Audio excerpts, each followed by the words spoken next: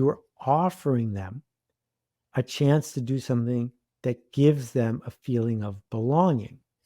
That is the only useful way to think about marketing. If you're doing marketing to your donors, it's not going to work. You have to do it with them. Seth Godin is an author, an entrepreneur, and a teacher, and he's been doing it for over 3 decades. Seth is the author, actually, of 21 best-selling books, most recently, This is Marketing and The Practice. He also created the Carbon Almanac, the carbonalmanac.org. Seth has founded 2 different companies, Squidoo and Yoyodyne, which sold to Yahoo.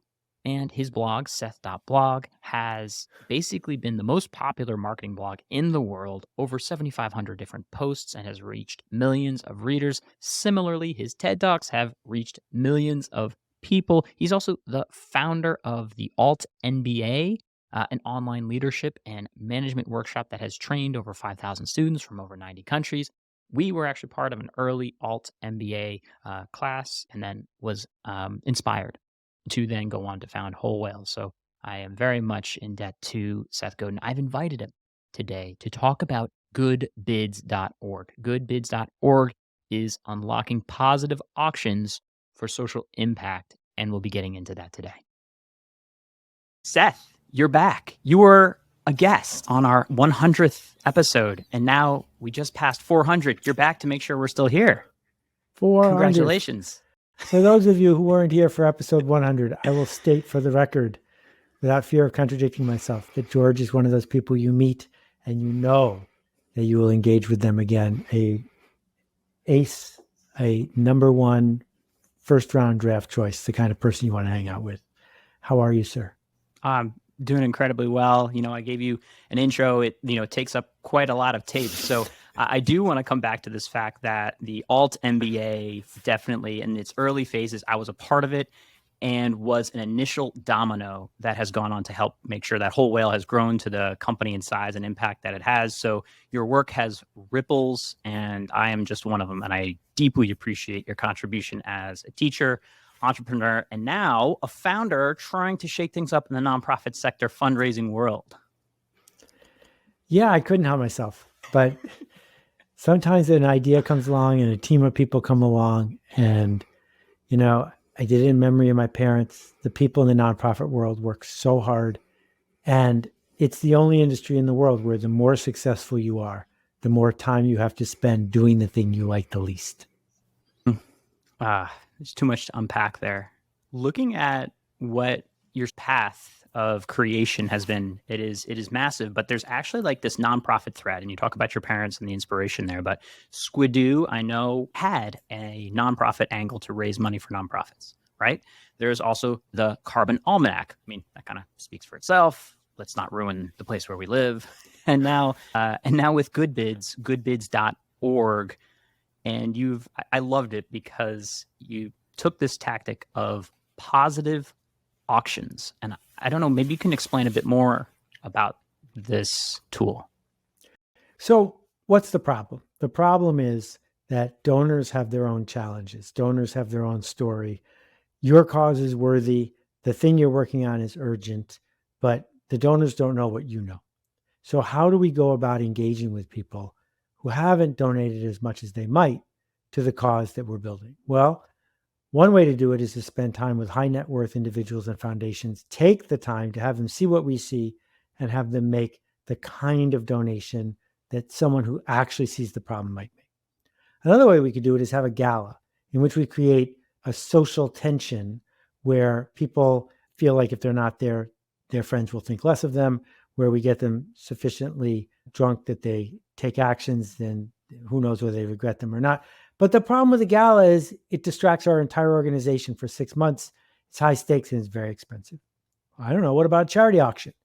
Well, sometimes a charity auction works. Warren Buffett auctioned off lunch last year, I think, for $19 million. But in general, when people go to a charity auction, they're looking for a bargain. So there's a mismatch because the bidders want to spend as little as possible and the charity wants to raise as much as possible. Because once you say auction, people's minds go to, I got to figure out how I can get a bargain here. So I looked at all of this and I said, well, what if we could use the power of asynchronicity, it doesn't have to be in real time, and the internet to create a new kind of interaction, one that won't distract an entire nonprofit. So that's how we invented the positive auction. So I'll give you an example. We're going to auction off, I don't know, Seth Godin and Simon Sinek appearing on your podcast. And the bidding starts at $10 and goes up in $10 increments, 10, 20, 30, 40, 50. So far, so good. However, every bid is a non-refundable donation to the charity. So at the end of the second bid, 20 plus 10, you've already raised $30.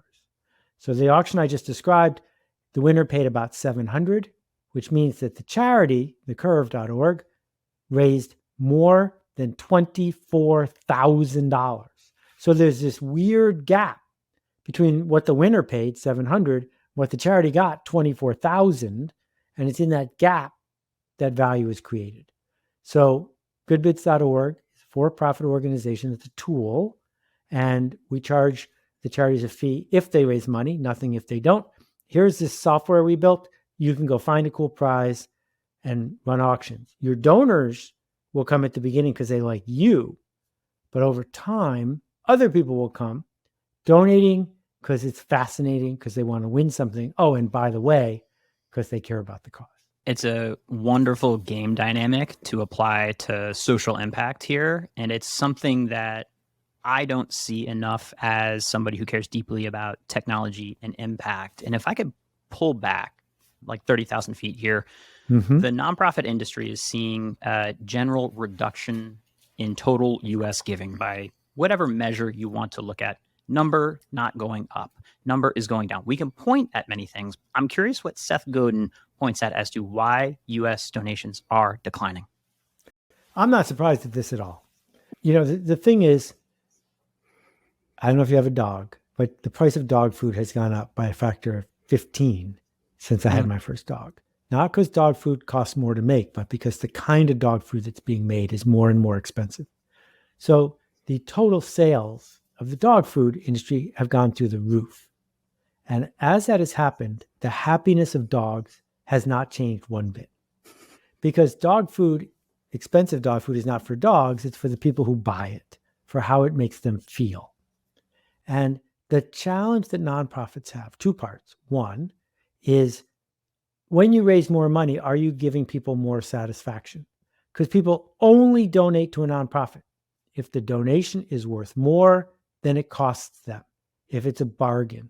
Someone gives you $100 because you gave them $200 worth of peace of mind or $200 worth of social status. That's why they do it. So if we want donations to go up, people need to get more satisfaction from it, or it's not going to happen.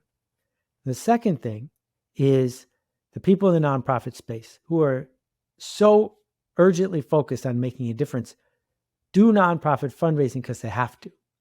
And many of them are just churning and burning. They're turning the wheel, and frankly, they're spamming people. You take your biggest supporters and your best donors and you just spam them, like NPR Pledge Week, 52 weeks a year. You're just bothering them, burning them out until you've extracted what you think is the most money, and then you go on to the next one. I'm just doing my job.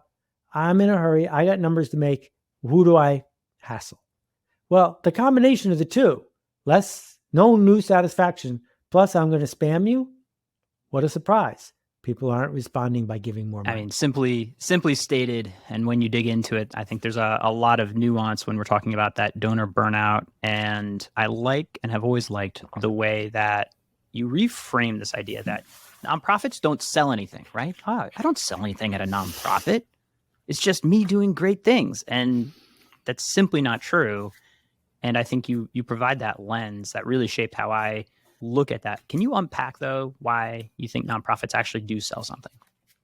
All right, well, let's talk about empathy, because most people in this space have plenty of empathy for the people that you serve, empathy for the patients you're helping or the disaffected or unrespected. And empathy is essential. Empathy is at the heart of marketing. Practical empathy says, I don't know you. I don't see what you see. I don't want what you want. I don't believe what you believe. And that's okay. If I can't say, and that's okay, then I don't have empathy. So if you're making $80,000 a year as a fundraiser, and you're calling on a multimillionaire to pitch them on putting their name on a building for a $2 million donation, in the back of your head, you're saying, that's crazy. If I had $2 million extra, there's no way I'd do this. And so it's very difficult to make that pitch, because if you were in their shoes, it wouldn't be interesting to you, but you're not in their shoes. This person who has all the things money can buy doesn't have enough status, doesn't have enough peace of mind, hasn't honored the institution they were part of enough, and wants to tell themselves a story about mattering. And $2 million is a screaming bargain. They'd pay $5 million to have a building named after them. So you're offering them a $3 million bonus when you show up to sell them this donation. It's a gift to them. You're not hassling or hustling or shaming people. You're offering them a chance to do something that gives them a feeling of belonging. That is the only useful way to think about marketing. If you're doing marketing to your donors, it's not going to work. You have to do it with them. It's a sort of, by the way, it goes to a good cause. By the way, we're turning money into meaning, but make no mistake, I have gotten a dopamine hit. I have gotten a sense of belonging. I have gotten an addition to my identity that I am someone who does things like this with other people who do things like this. But to be clear, some people get that feeling from an anonymous donation based on a spreadsheet that shows that this is the most altruistic thing they can do. So it's not always this tit for tat, you're shallow kind of transaction. Often it's the opposite. So our friend Scott at The Well, Charity Water, says, look, you're the kind of person that doesn't need a standing ovation. Put $4,000 a month on your credit card and you'll stop thinking about it. That doesn't make sense to a lot of people, because you don't get any more dopamine hits. You just get a hassle when you see a credit card statement. But for the kind of person who says, I'm the kind of person that's well-meaning enough that that's all I need, it's exactly what they need. With people that buy Teslas right now, it's kind of interesting. The motivation really isn't, I care about the carbon output of my constant trips to the grocery store. It isn't motivated by, I'm deeply concerned about climate change. It's, boy, what a cool looking car that matches my identity, and it happens to be electric, but it goes much faster. I feel like there's a little bit of that going on with GoodBids, because I could maybe be attracted to wanting to win an auction. Like, oh my gosh, look, I can get an Apple Watch for $235. I'm in. Can you unpack that dynamic a little bit with GoodBids? Oh, I would be happy to. Someone who used to work at Tesla told me in the first year the Model S was for sale, the number one conversation that Tesla owners had with strangers in parking lots was not, oh, there's no tailpipe. Oh, how fast does it go? It was, wow, those door handles are really cool. What kind of car is that? That the thing grew because of the door handles. Now, if you're someone who's looking to electrify transportation, you have to cheer for this. Because if they had put out a rickety car with lousy door handles and fewer people had purchased it, everyone would still be driving a gas car, right? So what GoodBids says is, you've already picked up all the donations that are going to come from people who know you, trust you, care about your cause. All the donations that don't require any incremental song and dance, you already got all those. We're not touching those. Now, how are you going to get someone who's not really committed to philanthropy? How are you going to earn donations from someone who wants to have a shorter term dopamine hit and they feel like they had a great day today? Because at least for a few minutes, they felt like they were going to go to Amsterdam and see Taylor Swift. Now, maybe they didn't win. We know lottery tickets are a terrible investment and people still buy them. Now, what bothers me about lottery tickets is they tend to prey on the poorest people in our community, but that's not what GoodBids is. But in both cases, the mindset is the same. What's for sale? How does it make you feel to click the button that says bid now? And if 90% of that money goes to a great cause, sign me up. I think that's a worthwhile way to spend our time. Yeah, and that makes sense. And one of the early case studies you had is, I believe it was that $235, Apple Watch goes for that amount, but I mean, it raised $2,400. My question though comes to, there's a nonprofit listening right now being like, well, I'm just going to buy 100 Apple Watches and just keep running the play. Mm-hmm. Is there an error in that strategy? Well, it's tempting to want to scale everything to infinity. At some point, you will run out of bidders, and so will GoodBids. But I don't know when that point is. eBay's still doing fine.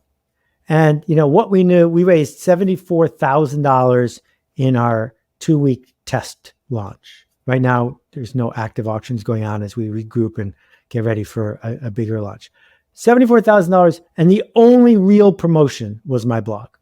So we can't use my blog again to raise the next $74,000, but we can use George's blog, or we can use that podcast, or we can use your donor list, etc. And part of the magic of having the tool be connected is you may send people to some other auctions, but all the other auctions are going to send people to you. And because we've created a benefit to people who bid and who talk about it, the virality of it could pay off. So I don't think you should go buy 100 Apple Watches, but I think you should buy 5. And if they do well, then go buy 5 more. Sooner or later, all marketing mechanics like this fade, but I have no idea when that will happen. Yeah, on a long enough time scale, heat death of the universe eats us all, Exactly. and entropy wins, right? That old bugger. This is the first time someone on a podcast brought up the heat death of the universe. I appreciate you so much, George. Anyway, the thread. I've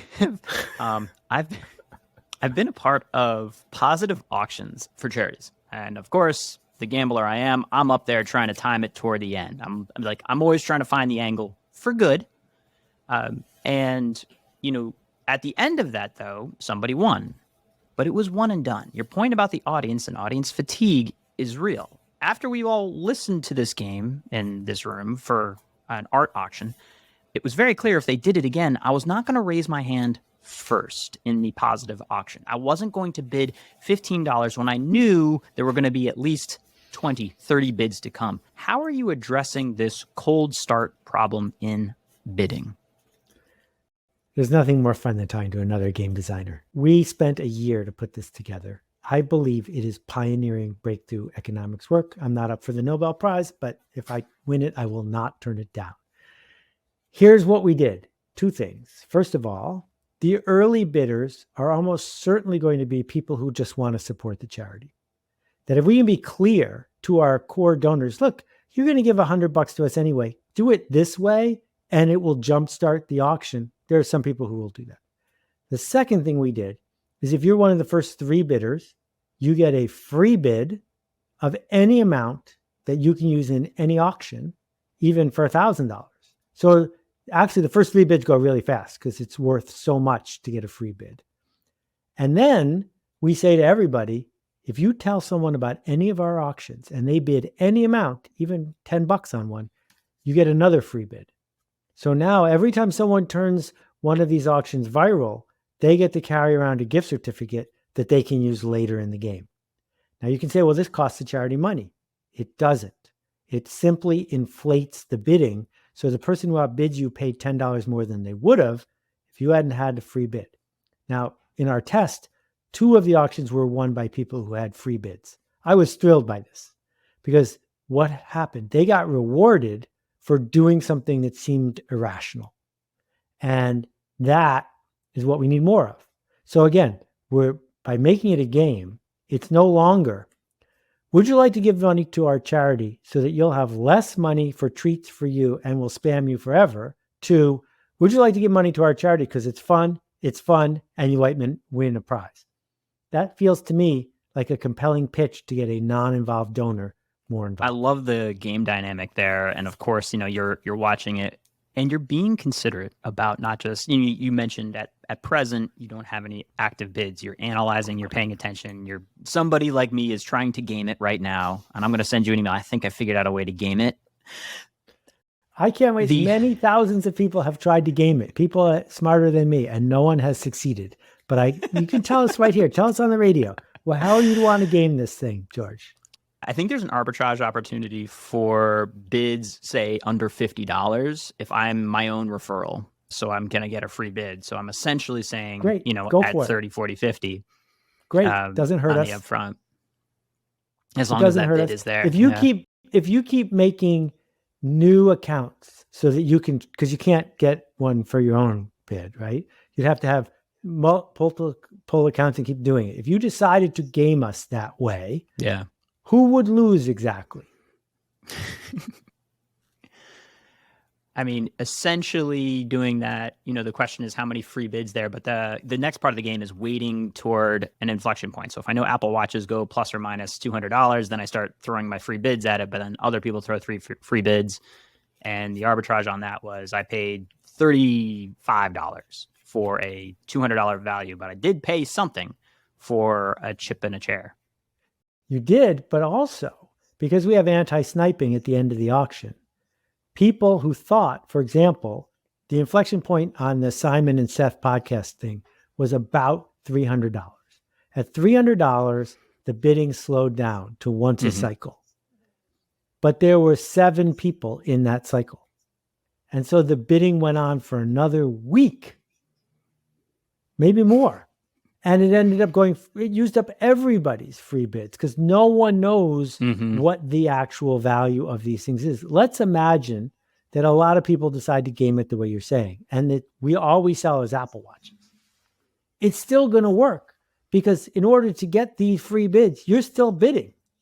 And there's going to be a scarcity of things for you to bid on. So the price for you to get a free bid is going to go up. And it keeps working.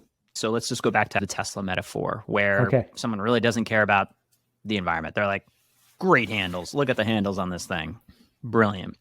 How do you imagine helping nonprofits build that relationship with the donors, in quotes, or does that not matter because you're cashing the check?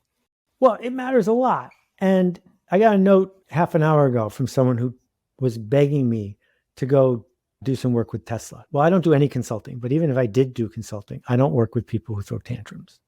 And they are making about 400 mistakes, and they're making them over and over and over again. So once someone decides that their identity is wrapped up in a vehicle like this, where's the follow-up teaching them what they need to know, teaching them how to talk to their friends about what happened? Where's the community building? Where's the chance to invest other parts of your life in modeling this change that you seek to have happen in the world? How do you turn the customer base into a customer base more like they have at Yankee Candle or Patagonia? Because that takes work.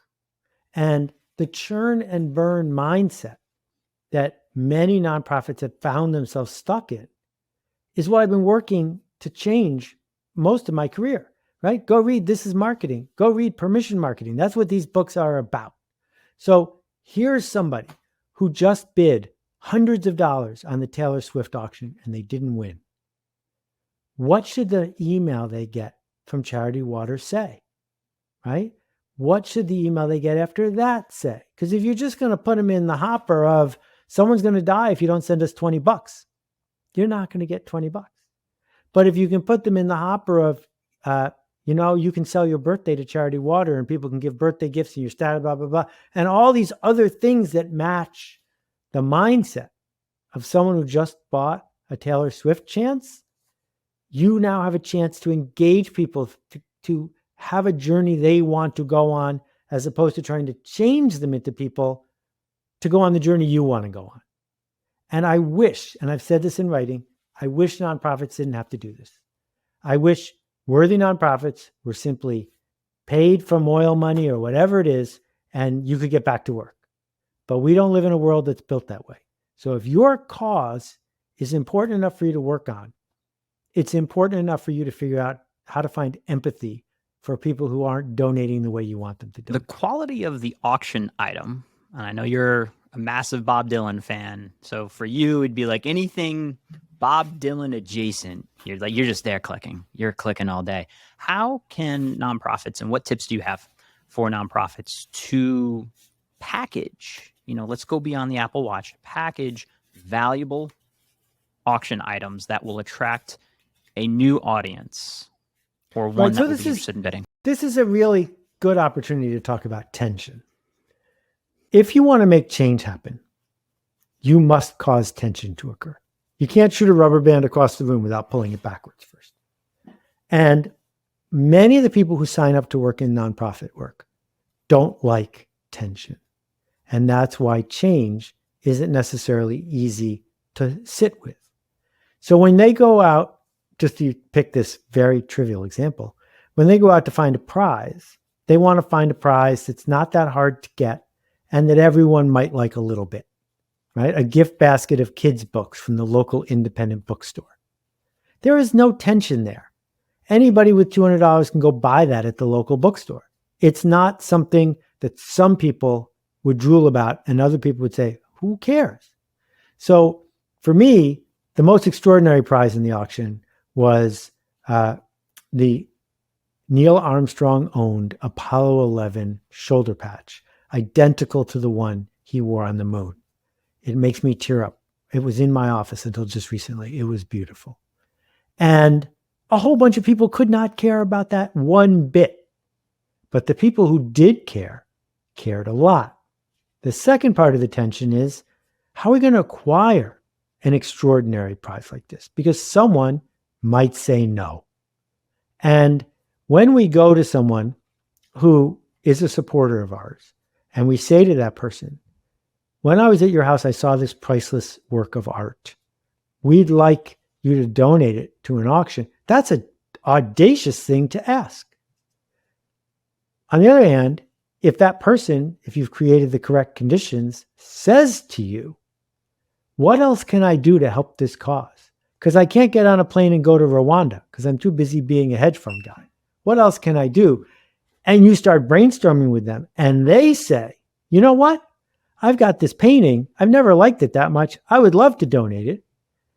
Everything has shifted. And it wasn't easy to create those conditions, but they can be created. So I know I acquired almost all the prizes with help from David Meerman Scott and a couple other people for the auctions. And I know that when I reached out to people who I knew, who I cared about, and said, hey, Damon, will you do this? Or, hey, Simon, will you do this? The answer was not only yes, but thank you for giving me a chance to do this. Because it's more fun for me to do this than not do this. It helps my status more to do this than not do this. So what I'm mostly pushing for here is not people to sign up for GoodBids, because we have a waiting list and I hope we get the right kind of charities, but we're not hustling for people to join.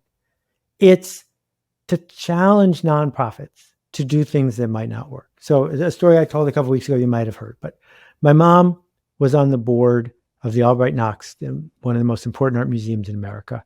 She was the first woman on the board. She ran their museum store. She was the treasurer of their museum store association. She was a wonder. And she came up with this idea in the 70s before Antiques Roadshow was on television. She called up Sotheby's and she said, would you send a couple of appraisers to Buffalo? And I don't know why, but they said they would. So the deal was, small article in the Buffalo Evening News, come to the Albright Knox on Saturday morning, bring your priceless family heirlooms, and you'll get them appraised. It doesn't cost you anything. It was just a way to get people to come to the museum, for the museum to engage in the community. And the night before, my mom said, I'm a little nervous. What if no one comes? And then she turned to me and she said, well, if no one comes, no one will know that no one came. And the next day when we got there were 1,000 people waiting in line in a city of 400,000 people. And it just chokes me up to tell that story. But the question I'm asking the people who are listening to this is, could someone at your nonprofit do something like that? If the culture is such that the answer is no, because we'd have to go to the board and we'd have to go to the legal team and we'd have to go to this and we'd have to go to that, and there'd be 42 meetings, then I think we've put our finger on why creative marketing is hard. It's easy to think, oh, all I need is the right item. If I build it, they will come. Just put it on this site, put out the date, and it'll happen. And so much is, done by your mom and the architecture of that event and how it was pitched and that curiosity gap. But it's not just the item; it is the audience that comes with that. Yep. And that is wise. I think so far you've done well. You're being concerted in how you're going about this. Can you say more though about how nonprofits can find additional audience and this attention. I'm really concerned right now that Yeah. more and more our audiences are being commoditized, eaten up by, frankly, a lot of AI in the worlds that I deal with. And there's a constant battle. What are some of the tactics or approaches you'd see for nonprofits in this game? So, when in doubt, look for do something analogy or example. So here we go. You can't ask the teenagers for money. You can't ask the teenagers for money. That what you're asking the teenagers to do is to take action. So here's the campaign. Animal shelters have a problem. And the problem is that not enough people are adopting dogs and cats. This is before COVID. So let's do a campaign where we challenge kids to take their digital cameras, go to an animal shelter, take pictures of the puppies so that the shelters can post the pictures at Pet Finder and other places. And obviously, the real arc here is if you're at a pet shelter, you're going to take home a puppy. So that's the win. But what really happens is this. You gave teenagers something to talk about. You made it easy for them to say to their friends, I'm going to the pet shelter, or I went to the pet shelter, look at this, giving somebody something to talk about. So the challenge that most nonprofits have is that their donors are uncomfortable talking about it. They're uncomfortable talking about it for a whole bunch of reasons. One of the reasons is if you talk about it, your friends are going to get spammed too. If you talk about it, your friends are going to get shamed too. If you talk about it, you might say something that offends somebody or is complicated or brings the room down and makes people sad. But when we make it easy to talk about it in a way that raises your status, builds affiliation, and helps spread the word, for example, it's no fun to talk about Lou Gehrig's disease. And I'm not even supposed to say that because that's not what it's called, right? It's no fun to talk about it. It's a horrible tragedy. You know what's fun to talk about? The Ice Bucket Challenge. That's fun to talk about. Because watching Bill Gates get a bucket of cold water dumped on his head, that's easy to talk about. So what they did that raised them $150 million in a few weeks was gave people an easy way to talk about something. And that is missing from almost all the nonprofits that I care about. They're both sides of this, where I see one at the Ice Bucket Challenge is probably the most overused case study for nonprofits. Why don't you make it go viral? If I had a nickel, I'm not disagreeing with you. I could fund a nonprofit, no problem. Right. And I love you brought up the Pics for Pets because I was the CTO at the time. And actually, the other fun thing is if you design a Facebook app and voting system, and I don't know, somebody's taking a picture of a kitten named Mittens, and it's the cutest thing you've ever seen, and you challenge the audience to say, is this cuter than this one? You get a lot of engagement. So I'll just add a little more fun background. One little kitten named Mittens did a lot of work for animal shelters, I'd say. I think there's a great opportunity here to package this maybe at the influencer level. When you have an influencer, you have an audience. Your tool and this method actually is a brilliant ask. Instead of, hey, can you go beg on your TikTok for our nonprofit? Can you go just chill our stuff real quick? This is a brilliant way. So let's put Seth in the marketing department of Nonprofit X, and they're reaching out to their influencers. What is the good bid pitch for this? Okay, so just to clarify, I totally agree. That's why Apple Computer examples are terrible, because if you were Apple Computer, you wouldn't need any examples. The virality of the Ice Bucket Challenge is unrepeatable. But the path to understand how they got there is totally repeatable, because that, at a smaller scale, is what is missing. So I'll give you one other example from Cleveland. I was walking through the Cleveland airport 15 years ago, and there are these people in baby crates in the center of the airport. They're in jail.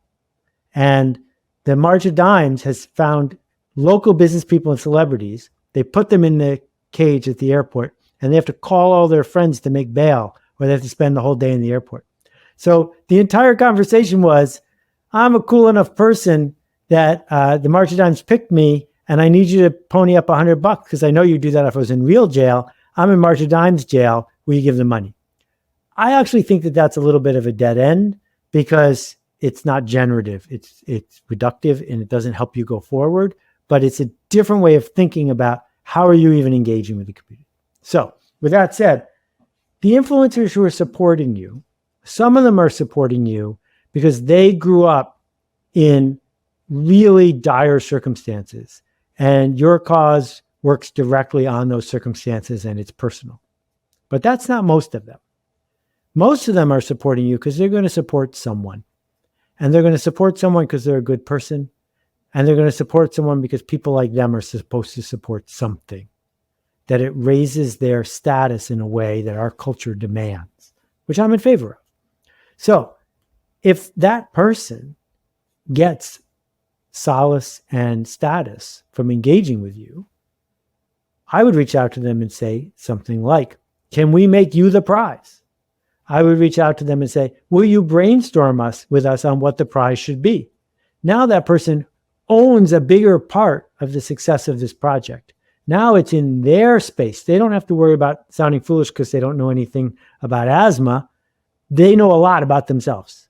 They know a lot about the people who follow them. They know a lot about how to get people who follow them to take action. If they just talked about you, which they've done in the past, you might raise $100. But if they talk about themselves and the community and the connection and a reward, they might raise 100 times that. It's such a powerful point that if they are participants, rather than you going to them saying, hey, I saw that, Simon Sinek did this appearance on a podcast. Like, you show up on a podcast. Like, that's not their game. They do 37-second dances on TikTok. Right. Okay. What is your idea? And it brings them into that conversation. And there's so much to unlock here, and it's really exciting. I'm sure nonprofits are knocking down your door to become a part of this. What does that process look like? What do the next 6 months look like as you roll out GoodBids? So I, every day, wake up with the Rogers product adoption lifecycle imprinted on my brain. And funny that you should ask, because I can show it to you. And what it says is that some people like to go first and some people don't. What it says is that early adopters, geeks, nerds, want to try something when it's new. Those people are showing up, and they're going to, I believe the website is joinus.goodbids.org. And if you go to joinus.goodbids.org, there's a little one-page form. You fill it out, and we'll get back to you. We are being very deliberate and careful about who we're inviting along. And other nonprofits, the ones that are out on the far end, are saying, we'll let other people show us how it's done, and we will copy them. And there's nothing wrong with that. And if you are the kind of person that bought an iPhone the first 6 months it was for sale, you know that you liked it going first. And there are plenty of other people who still have a 12 flashing on their VCR. It's all good. You need to go when it's right for you and your organization. Yeah, I don't think you're going to have a problem on that side of demand. I think the issue will probably be finding and refreshing the audience of people that want to bid and getting nonprofits to be creative about the item and the audience they bring, as opposed to saying, here's my 75th Apple Watch. Money now, please. Yeah. Because people at a certain point don't need another Apple iWatch or to bid on that. To be fair, we keep getting into this trap. My books have been bestsellers, but less than 1% of the US population has ever bought any of them. So 99% of the people they don't know. That's fine. I'm not going to run out of people. I could keep saying the same thing over and over again. I'm not going to run out of people. I might bore the people who are already part of the circle, but the smallest viable audience is the key to this, that nobody reaches everyone. And we get to repeat this dynamic over and over again in new communities, the same way when a Shake Shack opens in a new town, nobody there is tired of Shake Shack because it just got there. This is not narratively consistent at all, but it's my podcast. And I'm curious about something. You had an episode, the most jarring episode of Akimbo that I think I've ever listened to, which was your AI episode where you voice dubbed. And it shook me a little bit as to where you saw yourself in this new ecosystem of AI generated intellect and the fact that, frankly, all of your work, your 21 best-selling books and your 7,000 plus podcast, like it's been ingested and incorporated into an AI that doesn't have yellow glasses. I don't know how I feel about that. When I first discovered that it had done that, I said to myself, think about how angry I would have been if it hadn't. That you do this work not to corner the market. You do this work to change the market. And so if my contribution makes AI a little bit better at being the way I think the world would be better, I'm thrilled at that. Does it change my commercial prospects? Probably, but I'm okay with that too. And if you're a radiologist, you got a bigger problem because you were taught from an early age to be a mediocre radiologist to fit exactly in the radiologist box. And now an AI can read the typical X-ray faster, better, cheaper than you. That's a big problem. What I have found as I continue, I use Claude way more than ChatGPT now, is the minute it can sound like me, I have work to do because I have to then sound more like me than it does. I have to be way less linear and figure out how to do things that it couldn't do. And the day I can't, I should stop doing this, which is fine. I'll go do something else. We have invented 7 billion jobs in my lifetime. And those jobs have been invented with tools that everyone said were going to destroy all jobs. And I think AI is going to do the same thing. That doesn't mean it's always going to be good. It doesn't mean the dislocations are going to be easy. It does mean if you're not using it every single day, you're falling behind. And you need to figure out how to make it a teammate, not a competitor. That doesn't mean you ask it to do mediocre work cheaper than your lowest paid person. It does mean what it's really good at is give it a list of 5 things you're thinking about and ask it to list 5 more. It's great at that. It's better at that than any human I've ever met. Give it a 30-page document and say, tell me the contradictions and tell me the hard parts. And it will blow you away. That you have this $1 trillion tool for $20 a month that is going to be the smartest doctor / MBA / lawyer you could afford to hire, standing there at all times waiting to give you advice. And it doesn't make sense to me to pretend it doesn't exist. Yeah, I mean, you can put your head in the sand, but the ocean's still coming. And then you have your head in the sand. Yeah, there are better places for it. Thank you so much for your time and your, unwavering work, I think, to push the nonprofit sector forward. Any last pieces of advice for folks in the nonprofit world that you want to share? We get very frustrated when someone in a bureaucracy who's supposed to be doing good stuff says, I'm just doing my job. It's very, very tempting with so much in your inbox to just do your job. But what your job is to do new things, fail at them, and tell everybody else what did not work. Because we give nonprofits a special dispensation to solve problems we don't know the solution to. And our work is to solve interesting problems. So when you find yourself slipping into they won't let me, speak up about who they are. And let's get real about why we're here and the change we seek to make. Because the guts you had to walk away from lucrative and easier gigs to do this, you've earned the right to do something important now. And that's probably not just doing your job. It's something scarier. Thank you, Seth. Your work has ripples. Thank you. Go make a ruckus. It's always a pleasure to see you, sir.